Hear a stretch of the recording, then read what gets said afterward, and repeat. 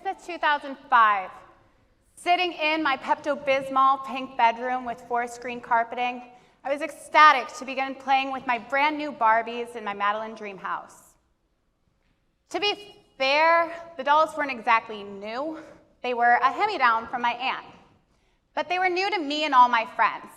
After all, Barbie was just as popular in the 60s and 70s as the late 90s and early 2000s. The dolls were different from my other Barbies because my aunt, like me, loved to play fashion designer to her Barbie clients. My mom and my grandmother couldn't help but feel a sense of nostalgia. They too had played with Barbies. Barbie actually took over my whole family. But my mom and my dad never complained when I insisted on watching Barbie's Princess and the Pegasus, or Adventures of Pegasus, or Adventures of Princess and the Pauper.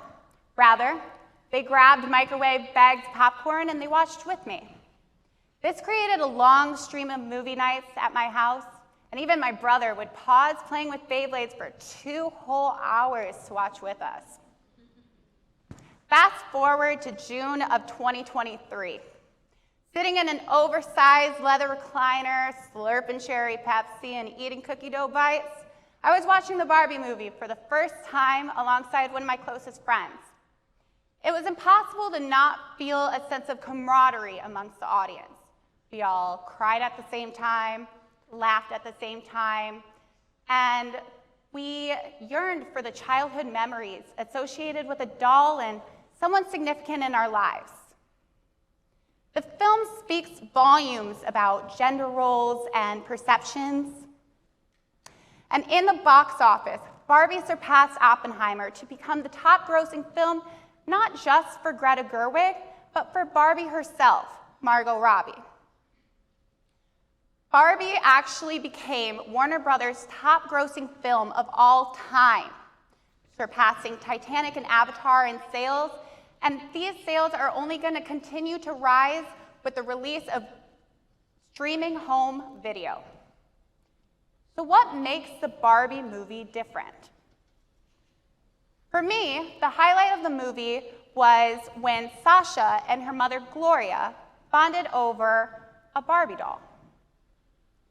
Gloria empowers her daughter and others with a poignant speech about womanhood and humanity.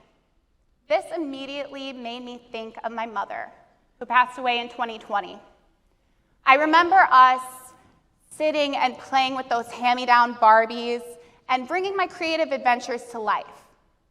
It also made me think of my grandma Shirley, who's in the audience tonight, and how she would buy me Barbie accessory after accessory, and she would play with me for hours, never complaining once when I changed narratives every 5 minutes.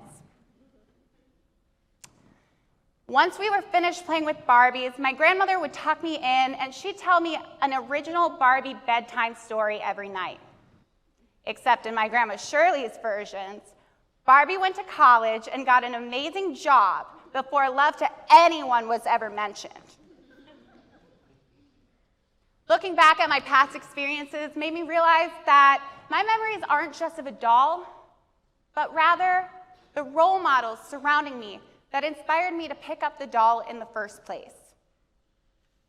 In the monologue, Gloria laments about the impossible standards placed upon women.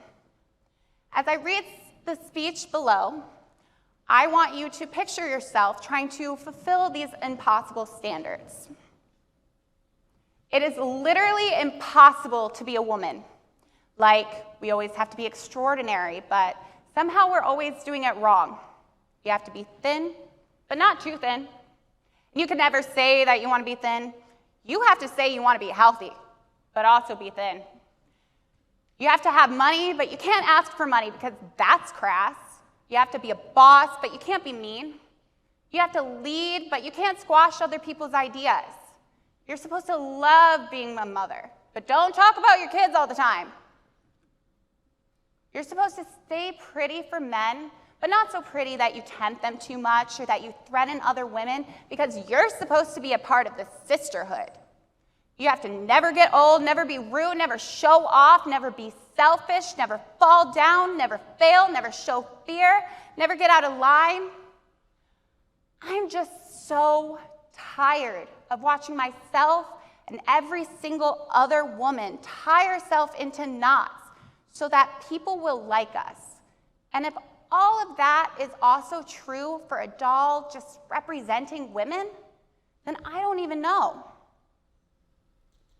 Now for me, this speech pointed out the implications of being a woman. It made me think of when I was in the 7th grade. I was a competitive swimmer, and we were gearing up for a swim meet, except I was too preoccupied about looking bloated in my swimsuit. Instead of getting the food needed to fuel myself for the meet, I sat down at the lunch table with a teacup-sized bowl of yogurt with blueberries. My friend asked me if that was all I was going to eat, even though we had a meet later on that night. She told her mother, who then told my mother. Naturally, my mother chewed me out, and she told me about the importance of food as fuel for the body. She also told me that my body was beautiful exactly the way it was. But my mother couldn't be the voice of reason all the time. She wasn't there in the dressing room when a dress didn't fit right. She wasn't there in the gym locker room when I went through a growth spurt and my clothes fit embarrassingly shorter and tighter. And she wasn't there just a few months ago when, at an interview at a career fair, an employer made a comment about my looks. Society told me what the perfect woman should look like, and it didn't take a rocket scientist to know that I didn't look like the women photoshopped onto magazine covers. Luckily, there are people pointing out the inconsistencies in society, whether through the form of a monologue or for being a role model for young children. That not only gives hope to me, but for all children playing with Barbie dolls as we speak. Change is happening, and this is only the beginning. Gloria's insightful monologue shows it. Viewers' reaction to Barbie shows it. And if one movie about one doll can make this big of a difference, then I can't wait to see what the future has in store. Thank you.